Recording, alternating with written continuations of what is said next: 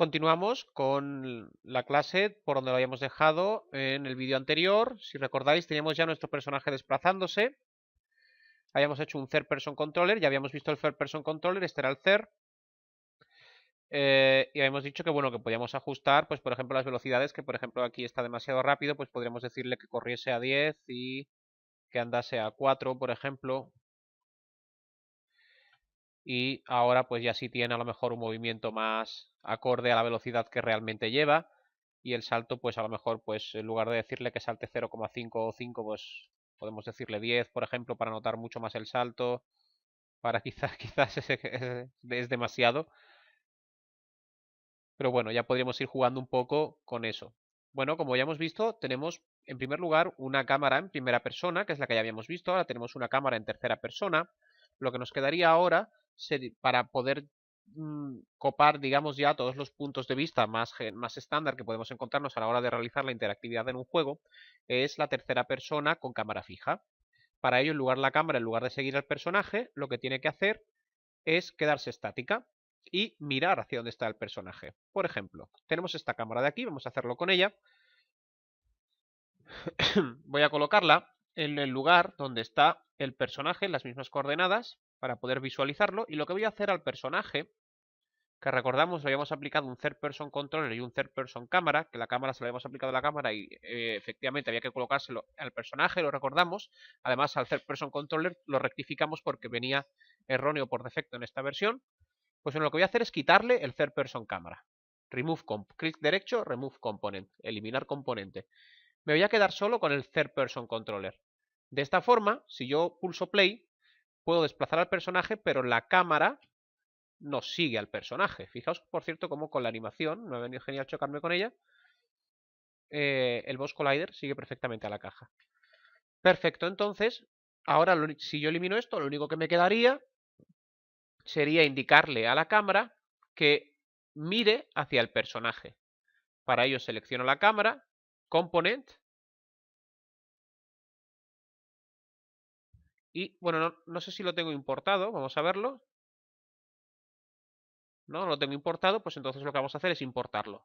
Nos venimos a Assets, Import Package, y dentro de Import Package vamos a importar Scripts.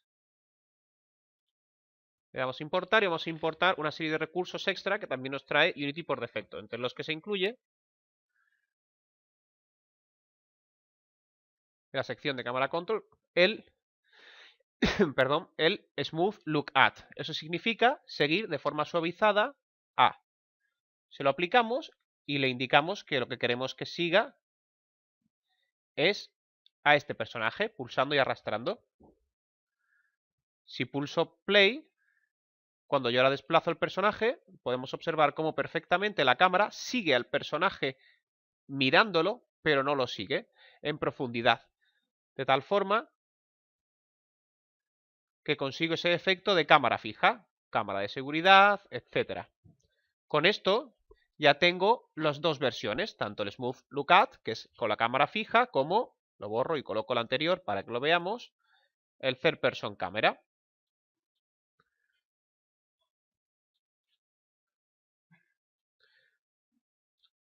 Indicar también que en el Third Person Camera, si queremos variar la distancia a la que lo sigue, también podemos hacerlo. En el Third Person Camera tenemos distancia y altura. Por ejemplo, podemos decirle que lo siga a menor distancia de la que lo sigue ahora y, por ejemplo, a más altura. Y lo sigue con otra cámara distinta, ¿ok? Gracias a toda esta combinatoria vamos a poder construir interactivos para nuestro personaje que nos permitan emular cualquier dispositivo. Perdón, cualquier gameplay, tanto seguimientos en primera persona, como en tercera persona con cámara que se desplaza, como con tercera persona con cámara fija. Vamos a poder aprovechar cualquiera de estos sistemas sin ningún problema para aplicarlo a nuestras construcciones. A partir de aquí podemos dar por cerrada las partes básicas de diseño. A partir del siguiente módulo vamos a ver cómo empezar a integrar la funcionalidad dentro de los diseños de niveles que hemos creado. No olvidemos que la parte de programación es la más larga y la más dura. También en la parte de programación, como la programación se crea en Unity para servir a los elementos que diseñamos, tendremos que volver a la parte, en ciertas partes, al entorno de diseño para vincular, linkar y modificar ciertas cosas, por lo que no vamos a dejar la parte de diseño totalmente, ya que la parte de programación, como depende de la de diseño, va a estar estrechamente vinculada a la misma y vamos a ver cómo interactúan entre ellas.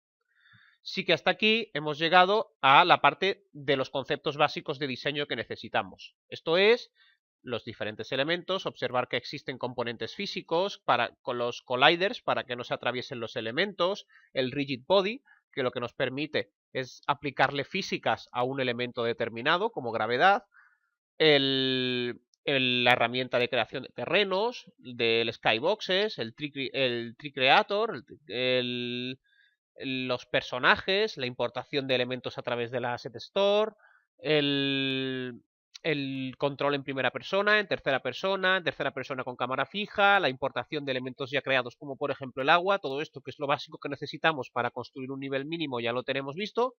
A partir del siguiente módulo lo que vamos a hacer es aplicar programación a todo lo que estamos colocando para crear realmente un juego funcional, un juego completo.